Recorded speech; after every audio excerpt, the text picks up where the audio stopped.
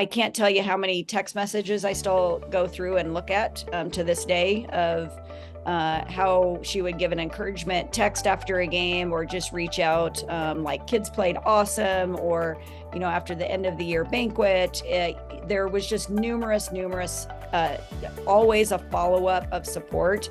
And I think so much of that was her understanding of what coaches are going through, the stress of kind of bringing a team together, but seeing that from the stands and seeing it from her perspective and being able to guide and do that.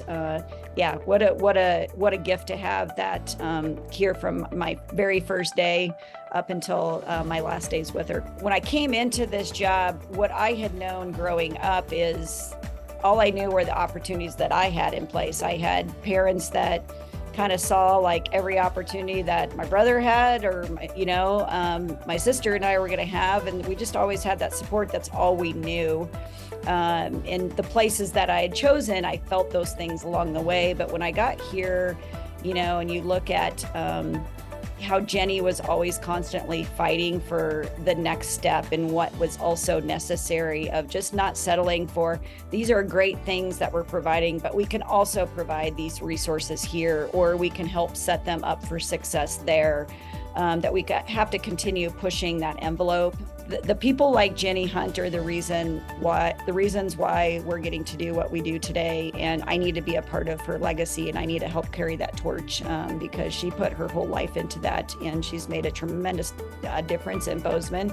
But she has absolutely crushed this on a national stage. And if you talk to anybody that's very familiar with the history of Title IX, and the advocates for those things, I would be shocked if they didn't know who Ginny Hunt was, because she has really made an impact on a national stage. And so Montana State gets to be a part of that. I got choked up at the Cat Grizz volleyball game. It was the first game that they hosted here in the field house. And Ginny Hunt was just as passionate about supporting the success of our volleyball program.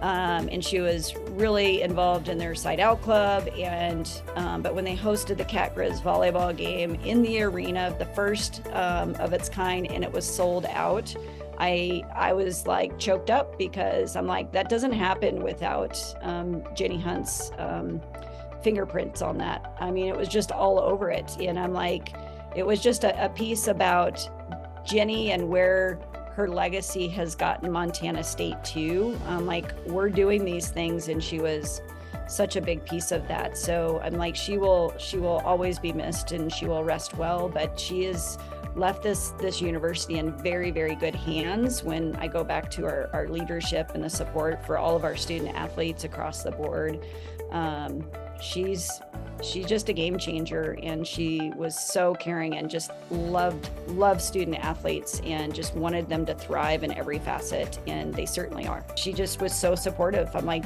I go back to the texts, and there were just so many of, when it could be a negative text, she always was finding something to be some kind of light in it, and she was just such an encourager. So I hope people will remember how much she cared. She loved, she was passionate, she was driven, she was determined, and there is no ceiling for what we can do when you have a determination like Ginny Hunt.